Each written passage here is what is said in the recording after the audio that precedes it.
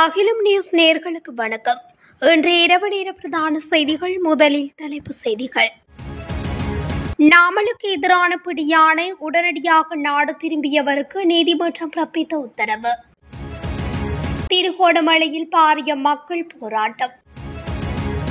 அதிகரிக்கும் வெப்பநிலை மக்களுக்கு விடுக்கப்பட்டுள்ள எச்சரிக்கை.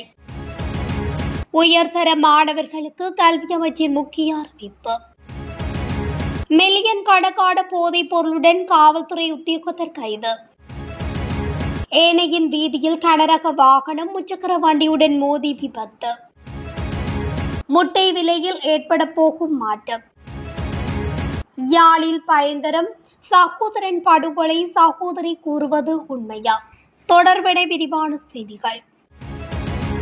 பிடியாணை பிறப்பிக்கப்பட்டிருந்த நாடாளுமன்ற உறுப்பினர் நாமல் ராஜபக்ச இன்றைய தினம் கட்டுநாயக்க விமான நிலையத்தின் ஊடாக நாட்டை வந்தடைந்துள்ளார்.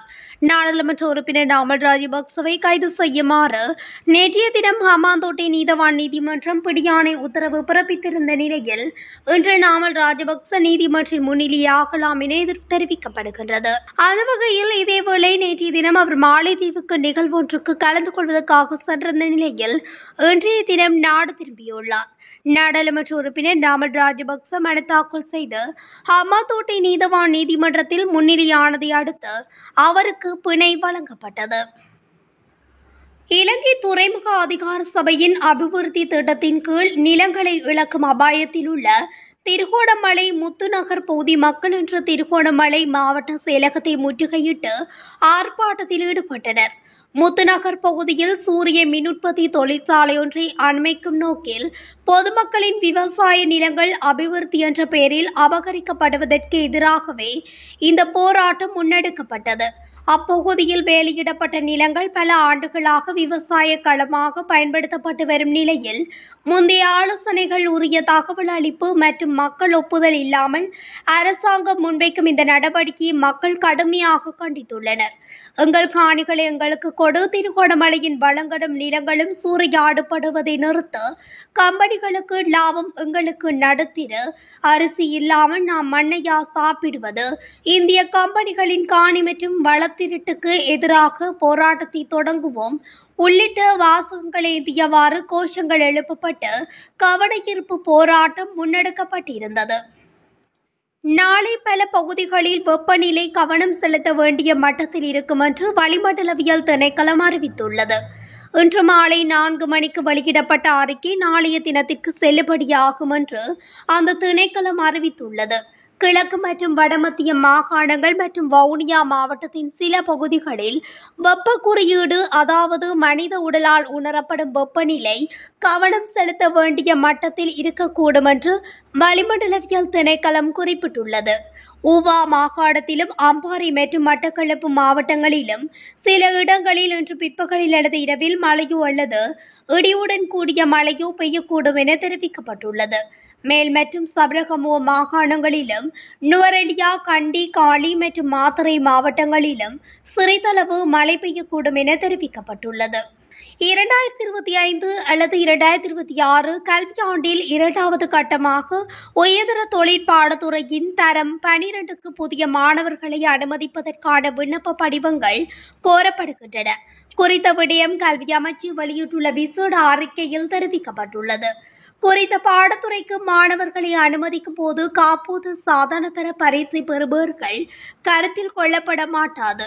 தொழிற்பாடத்துறையின் கீழ் தரம் 12 பாடசாலை கற்றல் செயற்பாடுகளை நிறைவு செய்து தரம் 13 கீழே தரப்பட்டுள்ள தொழிற்பாடங்களின் ஒன்றில் தேசிய தொழிற்தகமை மட்டம் 4க்குரிய தொழிற்பயிற்சி பாடநெறி ஒன்றுக்கு மாணவர்கள் இணைத்துக் கொள்ளப்படுவார்கள் என அமைச்சு தெரிவித்துள்ளது.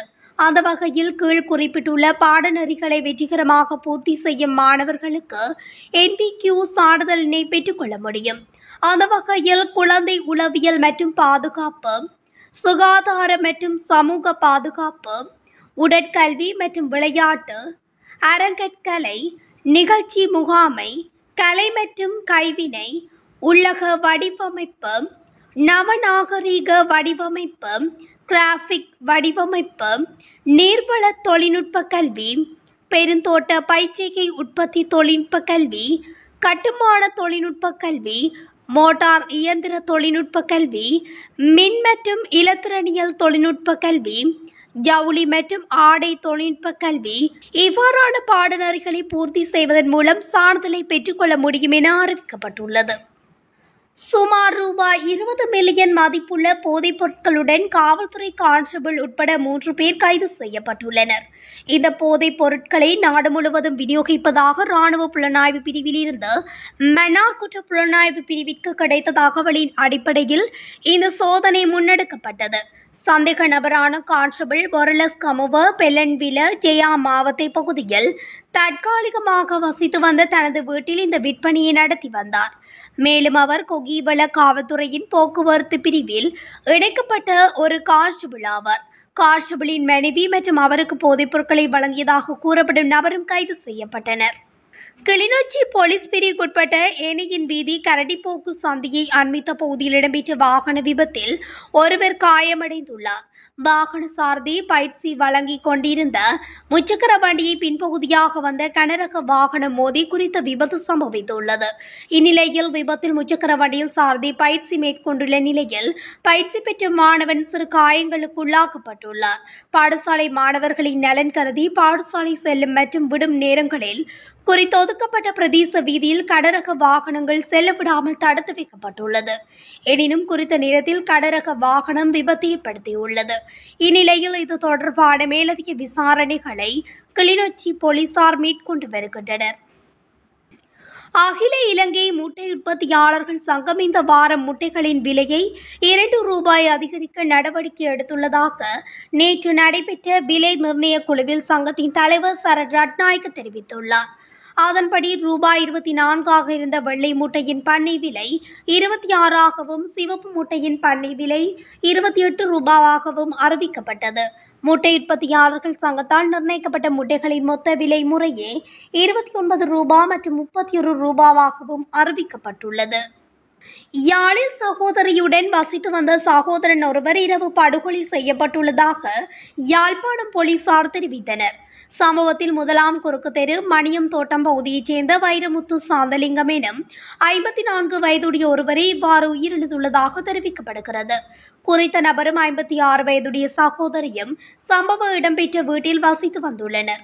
இவ்வாறான சூழ்நிலையில் அவர் கொலை செய்யப்பட்ட நிலையில் இன்று காலை சடலமாக மீட்கப்பட்டுள்ளார். உயிரிழந்தவரது சகோதரி வழங்கிய வாக்குமூலத்தில், நான் குறி சொல்லும் வேலை செய்து வருகின்றேன். இரவு 3 வீட்டுக்கு வந்து தண்ணீர் கேட்டனர்.